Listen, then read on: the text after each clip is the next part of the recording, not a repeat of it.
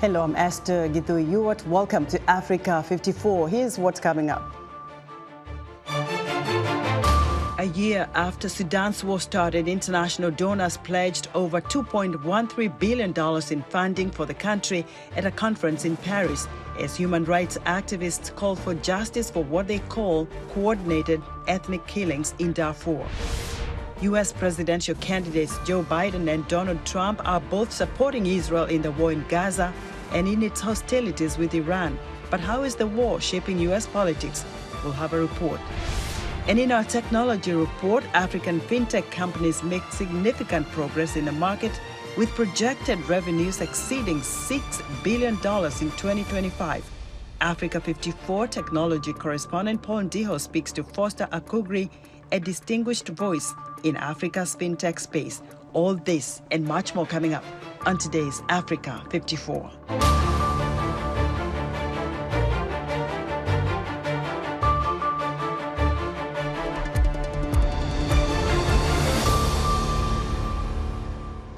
One year after Sudan's war started, international donors pledged over $2.13 billion in funding for the country at a conference in Paris. Meanwhile, the UN says the looming famine in Sudan's capital, Khartoum, is unprecedented, and human rights activists are calling for justice for the coordinated ethnic killings that continue in Darfur. Henry Wilkins reports. On Monday, 1 year from the start of Sudan's civil war, French President Emmanuel Macron announced at a Paris conference that international donors are pledging over $2.13 billion in aid to the country. Although details of when the money will be available are still scarce, the announcement will bring hope to aid workers who previously said only 6% of the funding needed for Sudan this year has been donated. Parts of the capital, Khartoum, have been flagged with a famine warning in recent weeks. VOA asked the top aid worker in Sudan whether he knows of any previous instances of a capital city anywhere in the world falling into famine. In my experience, I've not heard of it. I spent 7 years in Somalia, and Mogadishu was actually where people went to find relief. Certainly I think for most people, Somalia is sort of a synonym for a very difficult place to work. I'm finding this to be the most challenging environment operationally that I've ever seen. And as you mentioned, it's getting worse. Aside from the lack of funding, aid workers say they are confronting security issues and a lack of access due to Sudanese bureaucracy. Most large humanitarian organisations pulled out of Darfur last year because of a lack of security. How the new funding will reach where it is needed most is unclear. Adam Rojal is an advocate for refugees and the displaced in Darfur, an area of Sudan that has also received famine warnings. He spoke to VOA via a video call from Darfur. We are seeing problems now, such as hunger and malnutrition, and that's why children are dying daily. For example, as per the surveys conducted by Doctors Without Borders, children are dying daily in Zamzam's displacement camp. Every 2 hours, there is a child dying there. Rojal also noted that since the start of the war, the paramilitary Rapid Support Forces, or RSF, and Arab militias in Darfur have been perpetrating human rights abuses and ethnically motivated killings against black Sudanese. I mean full-fledged crimes that need international intervention and punishment of individuals who have committed such crimes. Justice is needed sooner or later, and those criminals need to be punished locally and internationally. No one should escape from justice. Human Rights Watch says these killings are coordinated. I think one of the main findings that we have been finding over and over is how these attacks were deliberate, how they were systemic, the strong mobilization and coordination between the RSF and the allied militias acting jointly. 8.2 million people have been displaced in Sudan, and 24.8 million, more than half the population, need humanitarian assistance, according to the UN. Henry Wilkins, VOA News. Sierra Leonean women are at a significant risk of sexual and gender-based violence, including sexual abuse, assault, and harmful traditional practices such as female genital mutilation. However, in one positive development, President Julius Maada Bio in January 2023 signed the Gender Equality and Women's Empowerment Act into law. To learn more about this important milestone, VOA's Paul Ndiho spoke with Naasu Genevieve Fofana, an entrepreneur and women's rights advocate in Sierra Leone. I grew up in a society where women and girls really didn't have a voice. We do have some voice now, but not as loud as we would like it to be. But we have made great progress. I grew up seeing women who were very confident around me, regardless of their educational, social, or financial background. I have made it a life mission to actually give back to society, not just in Sierra Leone, but wherever I find myself, to lend a voice to the issues that women face in a world that is really heavily patriarchal. So whether it's in my home or it's work or it's any other context, I have always worked very hard to disrupt the status quo and put the voices of women and girls on the agenda. There are so many other young women from Sierra Leone that I've interacted with who have expressed the same thing. Now, when it comes to your justice system, are there laws in place that once an issue like this is reported, the perpetrators are taken through the process? Yes, we have laws, like I said. I mean, we have the Revised Sexual Offences Act 2019. We have laws. We have, I would say, we probably have one of the strongest laws. We have a fast-track court for sexual violence cases. But you can have all the voice you have in the world. If you do not have a policy or a law or the legal framework to support what you're doing, sometimes it's harder. On that level, we actually got the attention of government, and that policy has been followed through, whereby the current president launched it as a standalone policy, okay, which was very, very, very, very good. So President Bio took it further and made it a prominent national policy on its own.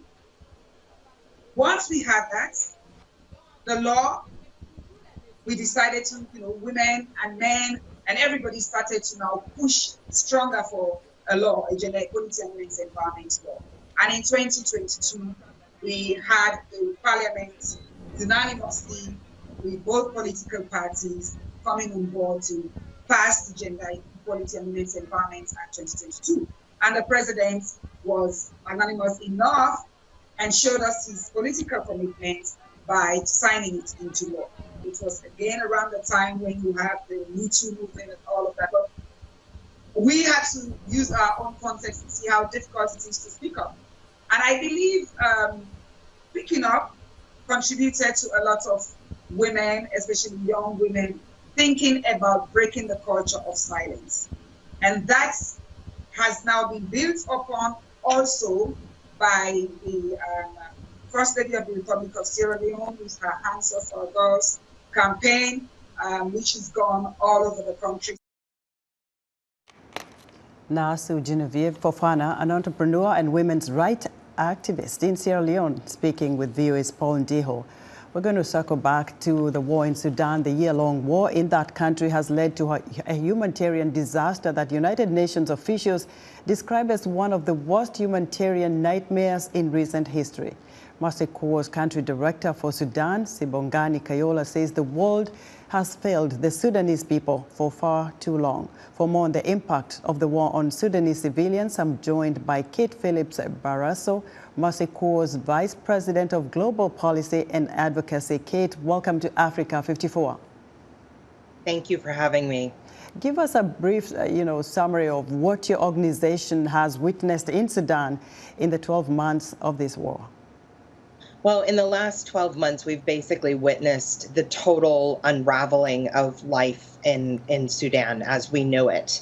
This is a conflict that has been marked by widespread violence and displacement. As you just noted, it is one of the largest crises in the world, with 25 million people in need of humanitarian assistance as a result of these 12 months of fighting.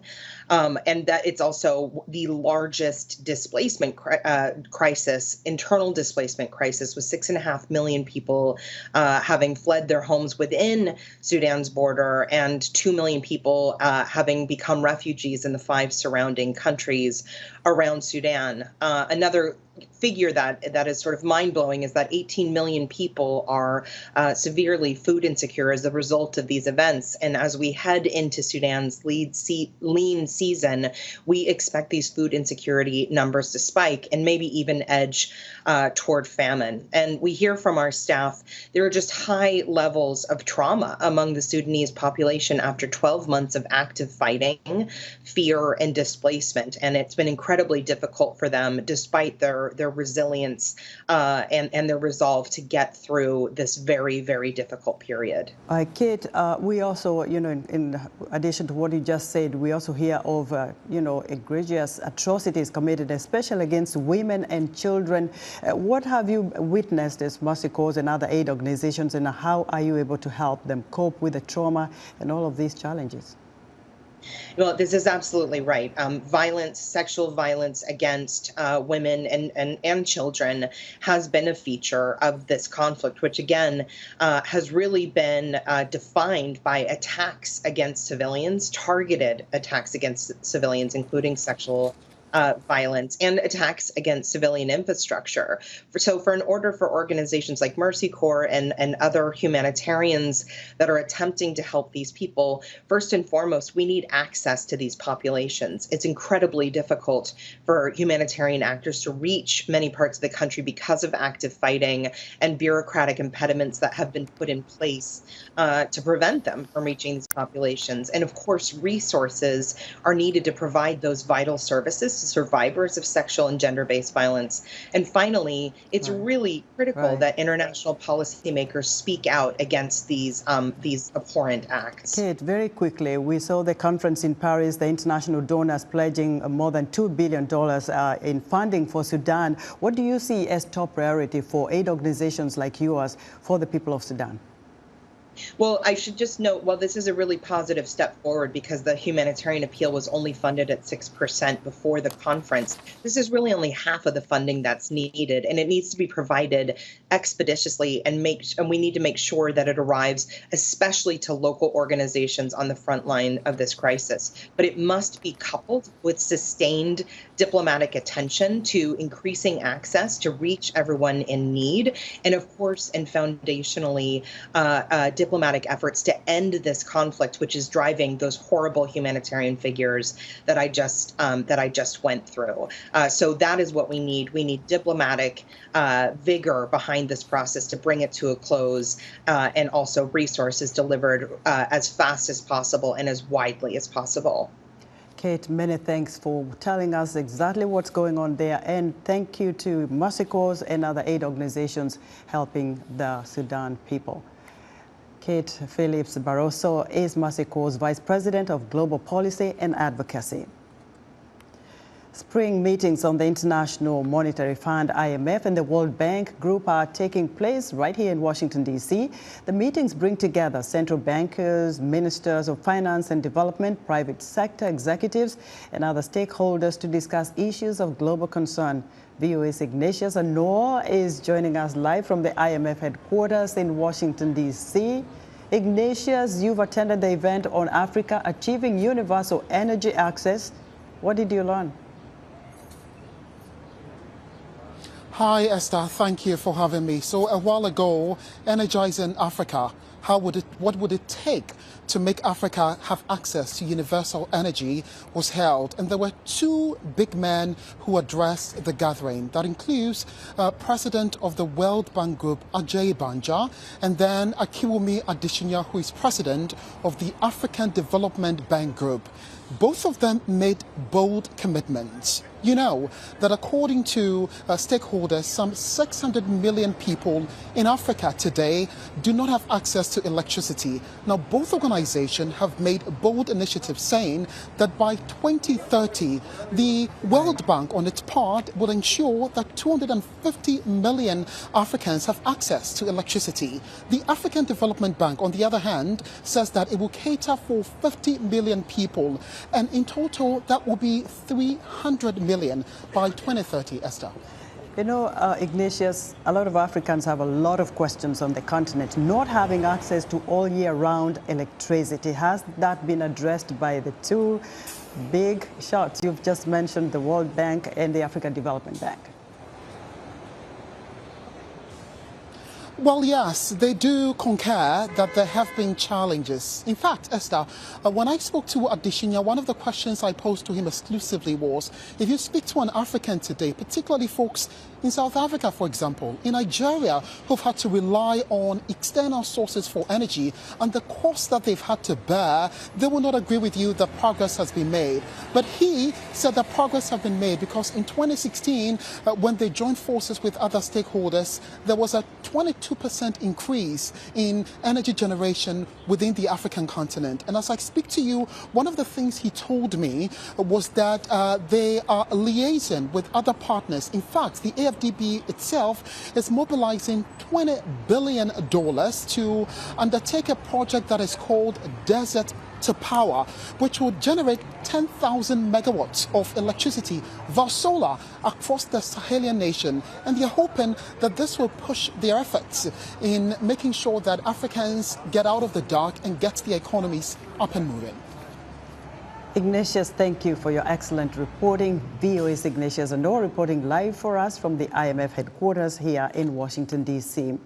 U.S. presidential candidates Joe Biden and Donald Trump are both supporting Israel in the war in Gaza and its hostilities with Iran. VOA correspondent Scott Stearns reports on how events in the Middle East are shaping U.S. politics.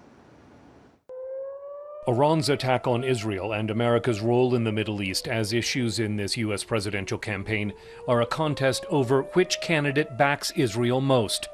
As incumbent, President Joe Biden oversaw the U.S. response to the attack and reaffirmed U.S. support for Israel in a meeting with the Iraqi Prime Minister. The United States is committed to Israel's security.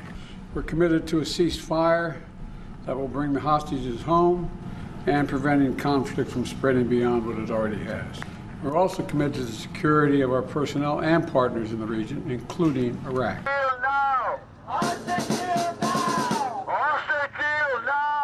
Politically, Biden is facing competing calls to do more to help secure the release of hostages held by Hamas and to get tougher with Israel over its attacks in Gaza. His opponent, Donald Trump, says none of the violence in the Middle East would have happened if he were still president, without explaining how. I want to say God bless the people of Israel. They're under attack right now. That's because we show great weakness. This would not happen. The weakness that we've shown is unbelievable, and it would not have happened if we were in office. You know that. They know that. Everybody knows that. The Trump campaign is working to portray Biden as weak on Israel on Trump's social media platform and through Republican lawmakers, including House Speaker Mike Johnson. Joe Biden has transformed into an anti-Israel president. There's really no other way to characterize it. He's more concerned seemingly with placating the anti-Semitism in his base than standing with our historic and vitally important ally. In the Midwestern state of Michigan, voter Carol Plissner says Biden needs to keep up his support for Israel. I think initially President Biden's response to the situation was helpful and it was supportive. I think as time has gone on, that's become more questionable. And I think that the United States needs to have a stance that's deeply protective of democracy across the world. And that means deeply respectful of Israel. Biden's support for Israel in Gaza is reason to oppose him, says Michigan voter Mohammed Mauri. He's complicit in a catastrophe that's happening 1,000 miles away. People think that it's not hurting us, but it is. We're aiding it with our money. Polling by Pew Research last month showed deep divides on the issue, with about 20% of U.S. voters saying Biden's striking the right balance, another 20% saying he's favoring Israel, and 16% saying he's favoring Palestinians. The largest group in that poll was not sure how well Biden's handling the issue. Scott Stearns, VOA News. Let us know what you think about Africa 54 and all our VOA Africa programs on our website at voaafrica.com. Still to come, leveraging technology to foster youth entrepreneurship. We'll be right back. This week on Straight Talk Africa, we're discussing the effectiveness of international organizations in de-escalating conflict. Russia invaded Ukraine in February 2022, and the war is still hot. In October 2023, Hamas attacked southern Israel, and that sparked an Israeli military response in Gaza, causing a humanitarian crisis. In Sudan, after 1 year of war, millions are facing famine. Join Vincent McCory for an in-depth discussion on mitigating conflict on the next Straight Talk Africa. Like their neurotypical peers, women with autism can learn to live independently, build career, start a business, and more. Researchers say women with autistic spectrum condition can be a huge asset to a workplace due to their strong ability to solve problems or their direct approach to communication. However, understanding their needs is key to success. On this week's edition of Our Voices, we will discuss what success means to an autistic woman. Join the conversation each week right here on Our Voices.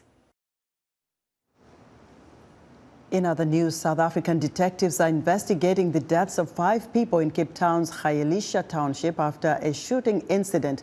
Police said the deaths could be linked to an incident in the early hours of the day when another person was shot and killed in the same vicinity. A high-level Caribbean ambassador said on Wednesday it was crucial to establish a new international special tribunal to seek reparations for transatlantic slavery and its legacies in today's society. Reuters reported earlier this month that support was building among Africa and Caribbean nations for the creation of such a tribunal on atrocities dating to the transatlantic slavery. And the United Nations on Tuesday received financial pledges for about 2/3 of $1 billion it was seeking to raise to boost humanitarian aid to Ethiopia, which has been hit by conflict, drought, and floods. A UN-hosted pledging event organized along with the governments of Ethiopia, the United Kingdom, was held at the United Nations in Geneva. A study conducted by Washington, D.C. business consulting firm McKinsey & Company reveals that African fintech companies have made significant progress in the market, with projected revenues exceeding $6 billion by 2025. Here's our technology correspondent, Paul Ndiho, with more. Hello, Paul. Thanks, Esther. This growing industry has the potential to generate employment, development skills, create opportunities and wealth across the continent. To learn more about the implications of this development, we have Foster Akugri, a distinguished voice in Africa's fintech space. He leads the Africa business at Innovation Village in Kampala, Uganda. Hello, Foster. Hi. Welcome. Thank you very much, Paul. What brings you to Washington, D.C.? For my sins, I'm responsible for market expansion for the Innovation Village. So as part of my journey to building a bridge between the two markets, I believe there's a market in the diaspora looking to build in Africa and from Africa into the diaspora. So that's my mission in DC. Interesting. How big is the fintech market in Africa? It's projected to generate about $6 billion by 2025. We've seen clearly trends in mobile money. We've seen some unicorns emerge out of the fintech space. In Nigeria today, technology and financial fintech services are contributing significantly, almost 20% to its GDP growth. In Kenya, we've realized how financial inclusion has drastically closed up in terms of technology implementation in these areas. And I believe that it definitely speaks for itself. Who are the leading companies, or what are the leading companies in this space when it comes to maybe especially in Africa? I think currently the largest footprint or largest impact you see today is M-Pesa. which started the trend of mobile financial services. You see MTN Mobile Money today dominating in markets like Ghana. You see Flutterwave as a non-mobile financial services organization, a non-telco, playing significantly in connecting Africa to the rest of the world. You see Paystack, the others are gradually catching up and contributing to closing some of the gaps where these big companies don't have the room to accommodate these small innovations within cross-border payments, etc., etc. Foster, you've been both in West Africa. You understand the West African market. Currently, you are in the East African market. How are things looking on the ground when you talk to young people? How are they leveraging this technology? There's a wave of people starting to understand how technology plays a key role in their participating in the global economy. From the creative economy, you find more of people adventuring into freelancing, where they're able to sell their skills on Upwork, on freelancer.com, etc. in the global markets. In local markets, there are similar platforms. Even within our organization, we have a platform called Tukole that allows craftsmen to sell their skills on the marketplace online. You find so many software engineers also working remotely from Africa for the European and American markets. And these trends are clearly showing a direction of young people realizing that if I can't get a job in the traditional setting, then technology is the way to go. Thankfully, we have the YouTubes, we have your Google Digital Skills programs, and all the many other technology institutions that are providing training for people to catch up and take advantage of the opportunity technology presents. Very briefly, you're attending the Africa Fintech Summit here in Washington, D.C. What's your pitch? So I'm there contributing on a panel on fintech and its impact on climate change, and secondly, judging a session on climate change as well. And for me, ultimately, this conversation, which is leading to the main FinTech Summit in Nairobi somewhere in September, is to drive that conversation in the diaspora about the opportunities presented in Africa, and also to get the temperature in the rooms here, because you realize majority of investment into the FinTech space in Africa is driven here in the North America. And so conversations like this garner and give people confidence to keep pushing more resources, but also, most importantly, understand the type of financing that African businesses need to thrive. Unfortunately, we've run out of time. Foster Akugri leads Africa business at the Innovation Village based in Kampala, Uganda. Back to you, Esther. Paul, thanks. Be sure to join Paul Ndiho every Wednesday for another tech segment on Africa 54. And that's our show for today. Be sure to watch Africa 54 on our website at voaafrica.com. From all of us here in Washington, thanks for watching.